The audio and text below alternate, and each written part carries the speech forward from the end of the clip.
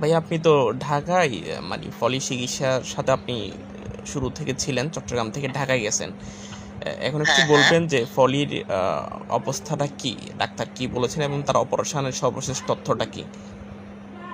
হ্যাঁ, ধন্যবাদ ইমন। আসলে উনার যে অবস্থা প্রাথমিকভাবে যদি এক শব্দে বলতে যাই, তাহলে আসলে সবাই দোয়া আর ওর যে ২ টা মাসুম বাচ্চা আছে ওদের হয়তো জন্য ও বেঁচে আছে। না হয় ডাক্তারেও যে কয়বার কথা বলছে ওই প্রত্যেকটা বার উনি বলছে যে খুব ক্রিটিক্যাল অবস্থা পার করছে এবং ক্রিটিক্যাল সময় এখনো আছে। তার কারণ হচ্ছে ওর যে ক্ষত আরকি ঘাড়ে, এটা খুব গভীর ছিল এবং এই ধরনের রোগীগুলো আসলে চান্স খুবই কম থাকে। আর আসলে এত লম্বা সময় ধরে ও জার্নিতে ছিল, যেমন সন্দ্বীপ থেকে চট্টগ্রাম, চট্টগ্রাম থেকে ঢাকা।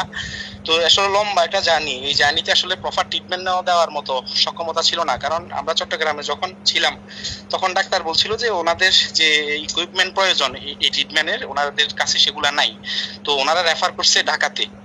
তো আমরা ঢাকাতে আসলাম। তো আলহামদুলিল্লাহ ঢাকাতে এ, সবার সহযোগিতায়, সন্দ্বীপবাসীর সকলের দোয়ায় এই কিছুক্ষণ আগে আমাদের সেই প্রত্যাশিত কাঙ্ক্ষিত যে রেজাল্ট, যে অপারেশন সাকসেসফুল, তবে সংখ্যামুক্ত নয়।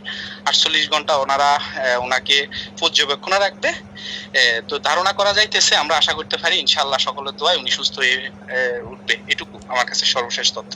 আচ্ছা, ওনার এমনিতে শারীরিক অবস্থা আগের চেয়ে ইমপ্রুভমেন্ট হয়েছে কিনা, বা ডাক্তাররা কি বলতে চাচ্ছে?